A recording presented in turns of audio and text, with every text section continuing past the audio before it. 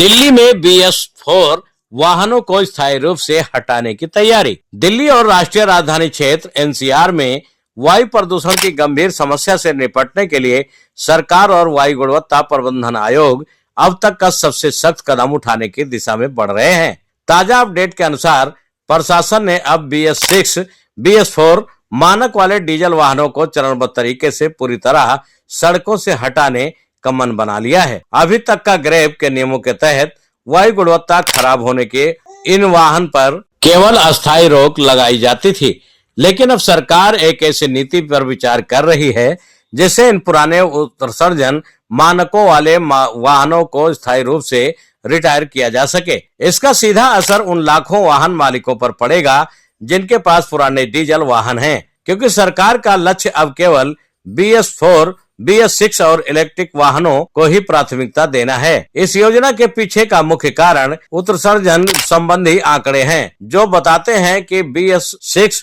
वाहन ने BS4 वाहनों की तुलना में नाइट्रोजन ऑक्साइड और हानिकारक पार्टिकुलेट मैटर का उत्सर्जन कई गुना ज्यादा करते हैं। रिपोर्ट के मुताबिक अधिकारियों के बीच इस बात पर चर्चा चल रही है कि अगले 5 वर्षों के भीतर इन वाहनों को पूरी तरह से हटा दिया जाए, जबकि BS6 वाहनों के लिए 2040 तक की समय सीमा तय की जा सकती है। इसके अलावा दिल्ली में प्रवेश करने वाले बाहरी व्यावसायिक वाहनों के लिए भी नियम और कड़े किए जाएंगे, ताकि केवल क्लीन फ्यूल वाली गाड़ियां ही राजधानी की सीमाओं में दाखिल हो सके। वाहन मालिकों को इस बदलाव के लिए तैयार करने हेतु सरकार स्क्रैपेज पॉलिसी को भी नया रूप दे सकती है। इसके तहत पुराने वाहनों को कबाड़ में देने पर नए वाहन की खरीद पर वित्तीय छूट और टैक्स में राहत जैसे लाभ दिए जाएंगे। इस पहल का उद्देश्य न केवल प्रदूषण कम करना है, बल्कि ऑटोमोबाइल सेक्टर को पूरी तरह से ग्रीन एनर्जी और आधुनिक तकनीक की ओर ले जाना है। आने वाले दिनों में परिवहन विभाग और इस योजना का विस्तृत रोड मैप साझा कर सकते हैं,